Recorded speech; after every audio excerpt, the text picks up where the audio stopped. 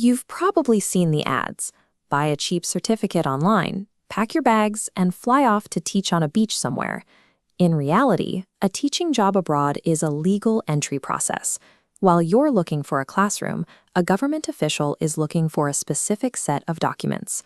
When you start looking into it, you're immediately hit with an alphabet soup of qualifications. Picking the wrong acronym means failing the legal requirements for a residency permit, regardless of your grade in the course. Every qualification you consider forces a specific trade-off. On one side, you have the speed and cost of getting the certificate. On the other, your long-term career ceiling and where in the world you can legally work. Take a look at this quadrant chart comparing the time and money you invest on the bottom axis against your global mobility and earning potential on the vertical axis. Down at the low end, TEFL and CELTA require little upfront investment, but fail to qualify you for top-tier schools, capping your mobility. Up top, traditional licenses like a PGCEI or U.S. state license are steep investments, but offer maximum long-term payoff. Today, we're cutting through the marketing noise. We'll define global standards, compare international pathways, and lay out a clear timeline to get you abroad. Success depends on playing a strategic credentialing game. To teach at the highest levels, you have to secure the specific keys required to unlock a target country's economy. To understand which credential you need, you have to look at where you want to work. The educational landscape spans everything from small local language centers to architecturally massive elite campuses like this one. Let's start with Pathway 1, Fast Track ESL. Your input is straightforward, enrolling in a cheap 120-hour online TEFL course or an intensive 4-week CELTA. The outcome is fast job placement. You'll find work quickly in private language centers or lower-tier local schools. The trade-off is these certificates fail to meet the rigorous hiring standards of true international schools. If you stop here, your salary hits a hard ceiling early on in your career. We can map these trade-offs using this matrix. Looking at the TEFL and CELTA column, the time and cost are low, but so is your visa security and the tier of school you can access. Moving to Pathway 2, global online certificates like the PGCEI. The input jumps significantly, requiring $4,000 to $8,000 and 9 to 12 months of academic study while you're working. The outcome is that you upgrade your resume to meet the global standard, granting you access to mid- and high-tier international schools.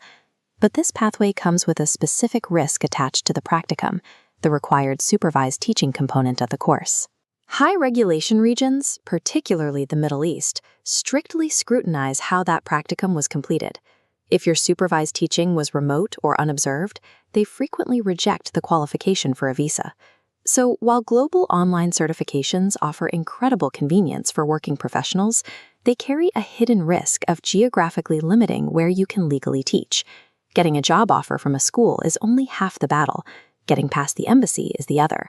This brings us to Pathway 3, local licensure, or the traditional route. The input requires completing a full traditional university degree in education and passing your home country's local board exams.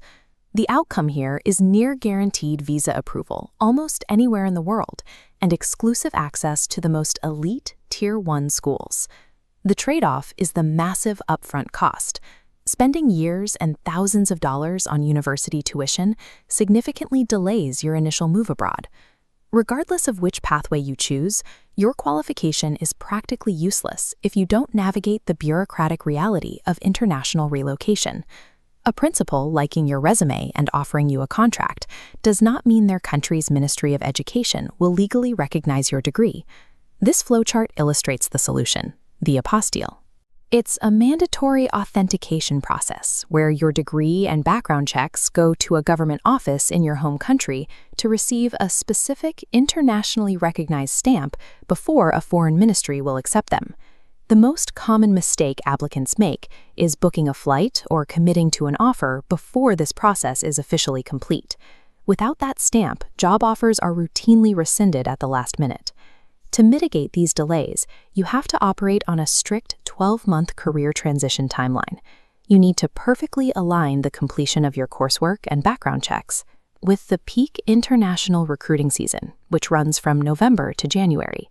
If that timeline slips, Even a prestigious Tier 1 teaching license won't secure your visa in time for the school year. There isn't a single best qualification out there, because everyone watching this is starting from a completely different set of experiences.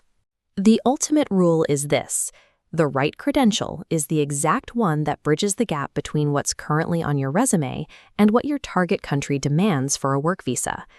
We can map this out using a simple decision tree. Starting from your current status, we can trace exactly which step you need to take next. If you have a degree but no teaching experience, you're the budget-conscious beginner. Start with a CELTA. It remains the gold standard for entry-level work.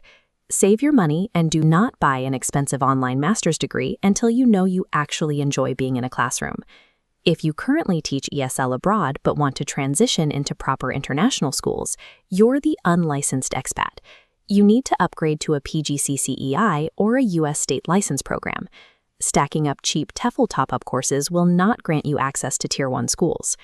Finally, if you already hold a domestic teaching license in your home country, you are the local veteran. Bypass the basic certifications entirely. Your fastest route to the top is investing directly in International Baccalaureate, or IB, training to maximize your global desirability.